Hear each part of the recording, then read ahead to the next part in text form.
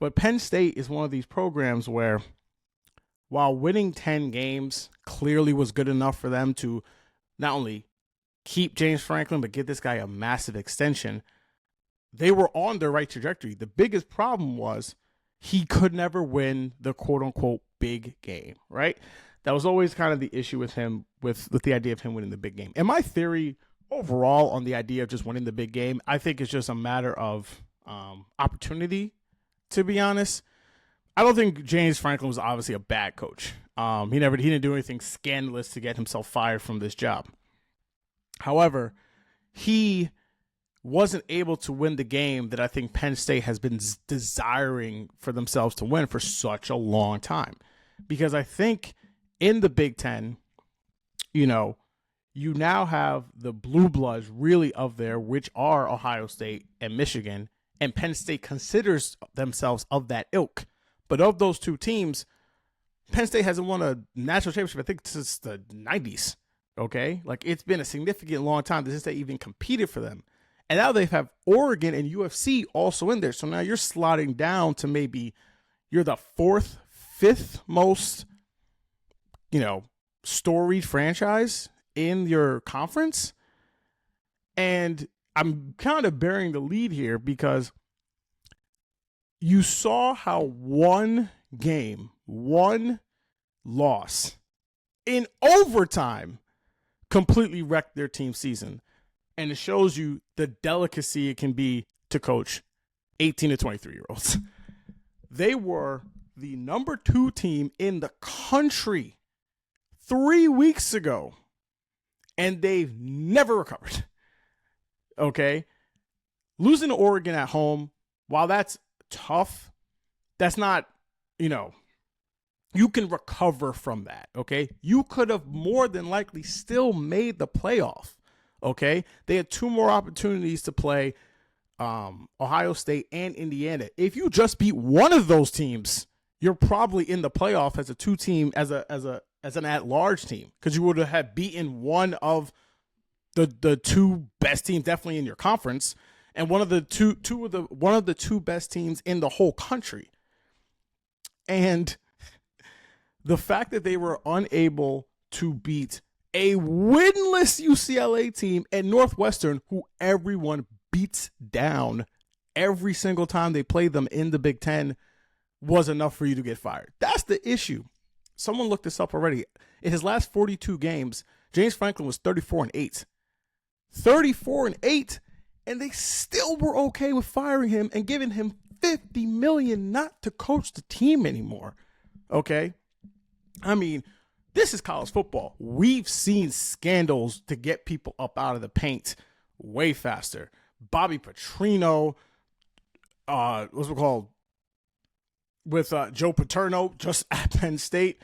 Like, there have been Jim Tressel in Ohio State. Like, there have been way more egregious things that have happened. But the thing that has to be scary about this is Penn State. This is not Texas. This is not Ohio State. This is not Alabama. That's number one. Like, those people are psychotic about this team. Whereas I would argue that the Penn State program, while they are very passionate about this, they are also, I would argue, somewhat reasonable in what they have. They paid that man $50 million to go away. And the second thing is, they either found, and to me, this is my opinion about how this went down.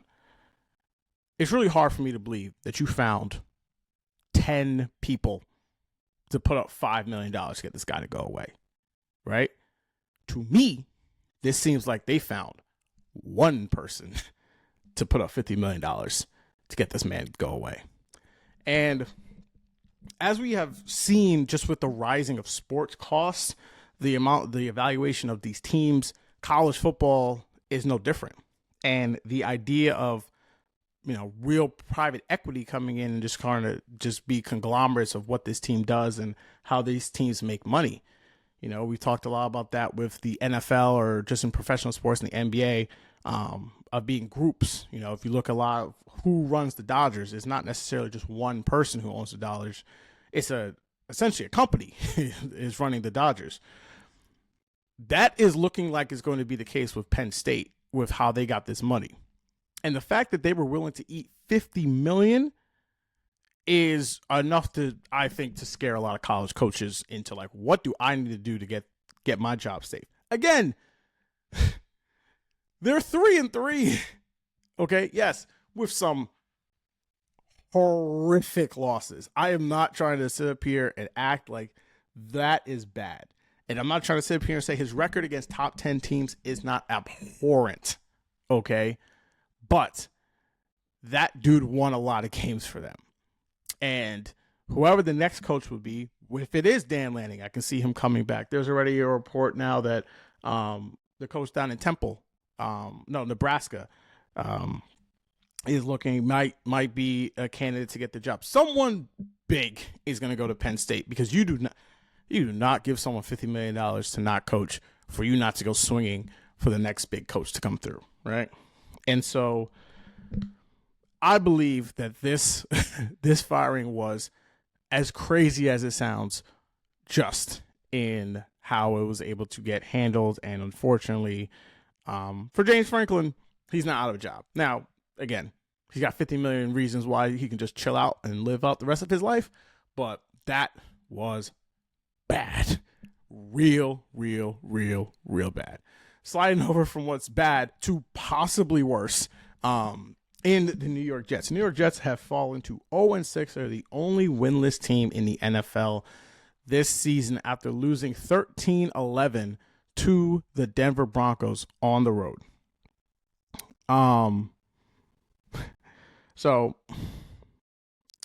I have a personal story that I'm going to share that I promise you will be funny at the end.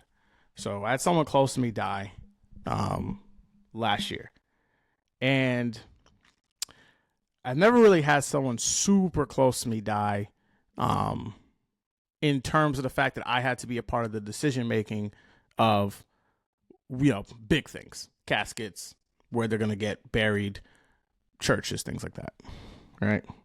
So in my haze of having to plan all this, I'm kind of just looking for anything comical just to live my life. So I'm with my family, and we end up going to the funeral home.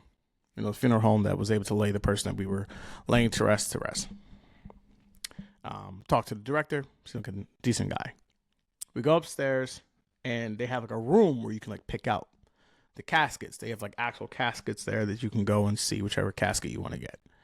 And we're looking around, we're seeing caskets, different colors. One's blue, one's red, one's pink, all this other stuff. And I go over and I see there's a casket, and there's a guy. His name's up there, his date of birth, his time of death's there, and his casket is all black, but it's got the Jets logo on the top of the casket, right? Not even when you close it. Like, it was one where just like the half part opened up, so the face was shown. His face obviously wasn't in it, but the casket was there. Then you can just close that. But the logo was embroidered on top of the casket. I looked at his age, and the man was in his 60s. I don't remember exactly how old he was, but he was in his 60s when he passed. And I sat there, and I looked at the casket for a while, and I was like, this man watched the Jets be utter trash for a large portion of his life, and he still put their logo on his deathbed. Do you know how insane that is, to watch a team be dog shit for that long and you still put their logo on your casket? Jets, like my man Larry David put, are killing their fans. The performance we watched in London, that was one of the worst coach games I've ever seen, ever, at any level. You had the first half where the Jets were trying to get a field goal. They run, they get stopped. It's 4th and 1. They then run a fake to then get the first down, which they do. They still have their timeouts. They then try, and they get 0 yards the rest of the way, and then basically have to let the clock run out because they don't want Denver to get the ball back. Somehow fumble that, right? They then take a lead with the safety in the end zone, 11-10. Denver goes down, kicks a field goal. They then are running the ball, have a chance to win the game, and want to run the ball to obviously run the clock out because you don't want Denver to get the ball back. They then proceed to throw the ball 4 straight times, in which they got sacked 2 of those times. Like, it was one of the worst coaching jobs I think I've ever seen happen. And it's like all the time with this team. And like, I know that he is going to get the comparison to this other guy that I'm going to, but my brothers, y'all got to help us out. We ain't got DEI anymore. Affirmative action's basically gone. When they out here comparing you to Gerard Mayo from last year with the Patriots, and you see what the Patriots are now, the Patriots might actually make the playoffs this year, or at least they're going to be in competition for it. And the fact that you are this bad, they're worse than last year, which I didn't think was possible. They fired the coach halfway through the season, and then they had some dude who was just never been a head coach ever, was like, yeah, sure, let's go ahead and try some stuff out, was their coach. And they're worse. Justin Fields, for his career in that game, lost yards passing. He had negative 10 yards of net passing yards. Like, at this point, he's almost at the point where you have to get fired. I don't know what the excuse is anymore, because there's one thing to me is the thing that you have to sell fans, I think, in sports, right? You obviously aren't going to be able to win every game. Not every team's going to be able to win the championship, right? That's impossible. You have to sell to your fans one of two things. You have to sell them winning, which at the end of the day, this is what we're here for. We're here to wins, or vibes. That's the only thing that'll keep you employed in sports. Wins and vibes. If you don't provide either of those things, you out of a job. What do I mean by that? If you remember, the team that I personally want the Giants to represent or resemble was that Detroit Lions team that went 8-9, right? That lost out, that beat the Packers, that keep them out of the playoffs, even though they weren't going to go to the playoffs. And the next season, they won the division. They've won the division the last 2 years ever since. And the reason why I bring that team up specifically is people don't remember that the year prior, when I believe they were like 5-12, whatever, they had a really bad record. That's when they got Penn State. They had a lot of losses in like the most ridiculous way. One of their losses was when Justin Tucker hit that like 66 or 67-yard field goal where he like had to take a hop, step, run, and kicked it. They lost at the gun to the Ravens team that won the division that year, right? Like, this was a team that was, while you weren't going to see all the wins, they were clearly improving. They clearly were fighting and had a chance to do better and were in games late. And even if you lost because you didn't have the talent, or like some guy just made a physical mistake, or one thing led to another, right? Like, it was just a way of feeling the vibes and the culture shift, right? And that team started off pretty bad. I think they were 0-5 and 0-6 as well, but it turned so much better for them. So I am not saying that he needs to be fired today, Aaron Glenn, the head coach of the New York Jets, but he has to change the vibes of this team dramatically. Like, they got to win next week. They play the Panthers at home. And I know the Panthers just beat the Cowboys. The Cowboys aren't that good. They have to win that game. There's no excuse not to win the game. None. You're 0-6. You're halfway through the season. This is a Carolina team that is a decent team, but no one's looking at them as they're going to be gangbusters. I don't know how the Jets are favored in this game. The Jets have to win that game. Have to. For just the sanity of whatever is left of their fan base, I think needs to come into play, of just the idea of them not being able to actually be functional people anymore. The point is that wins and vibes. It's the only two things that this team can sell, and they ain't winning anytime soon.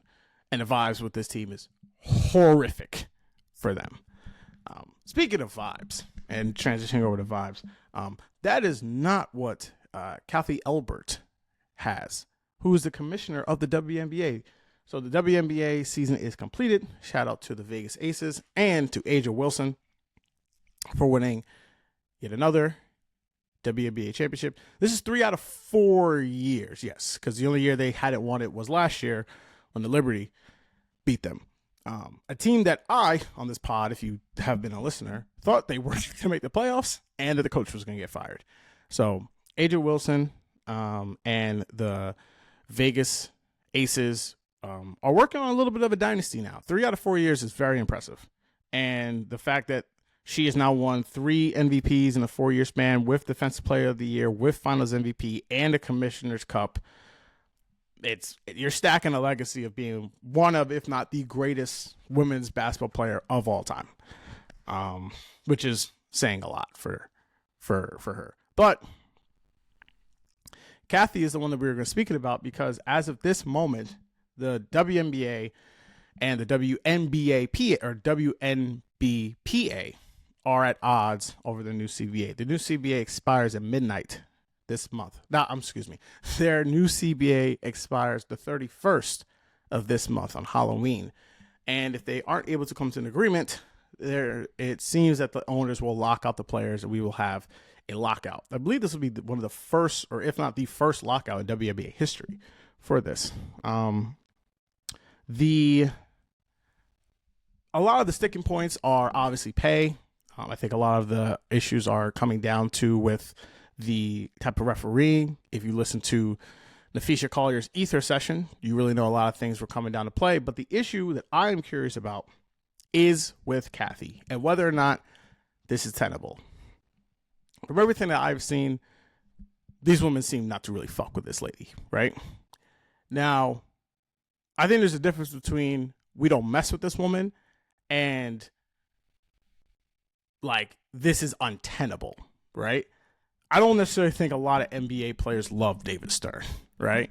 And there was a different time and David Stern had a lot more power, but these dudes were getting paid, okay? And David Stern, while he did a lot of things to affect the image of the NBA, a lot of guys were making a lot of money under David Stern. So there was a lot more coolingness of this. The issue really with Kathy is the fact that your employees, by and large part, I don't think really care about your personality, your stuff, all that dancing that they did on the Stud Buzz Live. That's all cool. They want to get paid. And they looking at you as the reason why they're not getting paid. So I am unsure whether or not the owners are going to be comfortable with allowing her to be the one to try to negotiate this and bring this together. Now, it seems as if that she is on the outs. There was a report in Sports Illustrated about that. To me, that's not the greatest thing. Unless you have someone that already knows this and you're just going to uplift whoever the number 2 in charge is, you can't bring in someone brand new to do a whole CBA in 5 months who's never done anything in the business. So I don't necessarily know if she's going to be outs like that because as much as the players might not like her, it's not their choice whether or not she is the commissioner or not. And it'll be interesting to see how this gets broken down and what the tensions are for this. Because like we said before, the WNBA is in a sweet spot in terms of their season because it is in the summertime where people can go, people can take their kids. It is very much a vibe anytime you go out to see WNBA games. And they play and they end their season, I think, early enough before all the other major sports really get into swing. You know, you're going to have college football.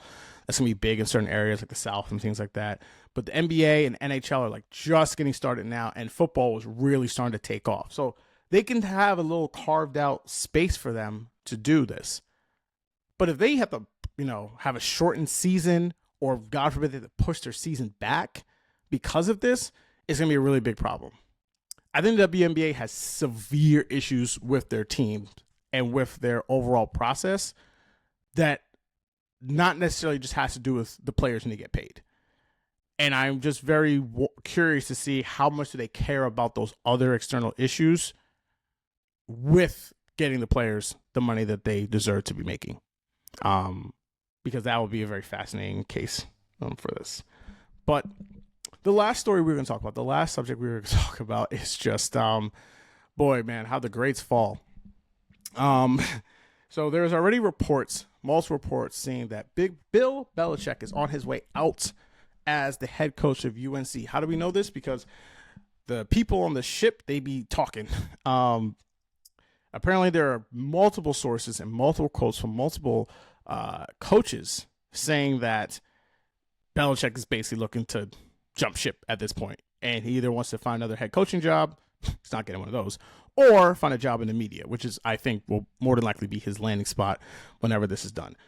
We predicted this. When I say we, I mean me. On like after the first game, like it didn't need to take me long to realize like, oh, this is done, right? Because yes, college football, while it's very different than the NFL in previous times, you very much can now build your team kind of in the summer. It was spoken about that Belichick had 70 new players come in to the team. And while I thought the expectations of them to maybe compete for the national championship or even compete for the ACC, I would figure 8 wins would be kind of locked in, especially the fact that they didn't play any of the big competitors out of the ACC outside of Clemson, right? They weren't playing Notre Dame. They weren't playing Miami. They weren't playing Florida State. They weren't playing those teams. And they will be lucky to win 6. Lucky to win 6 games this year. They look terrible.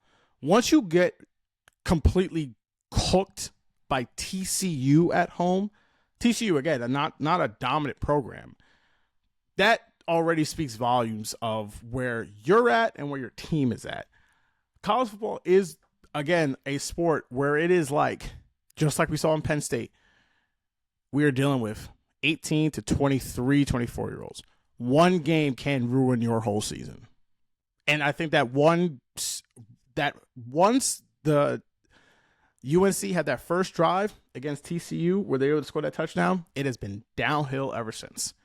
And I am just amazed at how this has just fallen apart so fast for Bill. And him clearly not wanting the job, and what an embarrassment he has brought to that program. Bill is one of, if not the greatest football coach in NFL history, right? I know a lot of people want to try and now say, well, look at him without Tom Brady, right? Outside of Andy Reid, most of the great coaches in the NFL have been terrible without their quarterbacks, right? And also, this is not like Brady was the number 1 pick in the draft. He had to get him. Someone in that organization had to get him, and he had to make the decision that, no, we are keeping this and putting their $100 million quarterback and Drew Bledsoe on the bench and leaving him there. That wasn't an easy decision. Imagine them doing that now, which is like essentially the San Francisco Giants, the San Francisco 49ers benching Brock Purdy for Mac Jones. But imagine that Brock Purdy, Brock Purdy essentially is a perfect example because Brock Purdy got into the Super Bowl. He didn't win MVP, but he was still a very good player, and he got paid. That's not happening now. And Bill's ability to do that, he needs credit for that. And the defensive decision that he made, these guys brought fear anytime they walked on the fields. If you were not on your P's and Q's, they were going to not just beat you, they were going to embarrass you. Now you got guys on tape calling you Gramps, talking about your young thing, okay? It's over. And it's been over for a while, and it is sad to see his legacy kind of go out this way. But it is just something that needs to happen before the end of this. And his buyout is only $1 million. So UNC is like, we got that in the ashtray. And it's something that was very predictable. It's something that seems to be a situation that could have been dealt with very easily. And it is sad that he is now going to only have 1 year, apparently, down at UNC, especially for like a fan base who was not like clamoring to fire their head coach. This is a basketball city, and you've brought in that much embarrassment to the team. They brought back Lawrence Taylor and Michael Jordan, who I would assume that was Michael Jordan's first UNC football game, maybe in 20 years. All right. I don't know when the last time Lawrence Taylor had been on campus. I mean, they old enough for him to be okay there, but, you know, he can't go to any of the schools around the area. If you know, you know. It's been such an utter failure that we are now questioning how good of a football coach this man was, which I think is a bridge too far. But this has not been a good look for him and everyone involved. Okay. That is all the time we have for today. Thank you guys again for listening to the Men Who Cry podcast. Like I said, like, subscribe, review, tell a friend, tell a friend, tell a friend. I'm back to talk all these good sports with you later in the week. Peace out, y'all.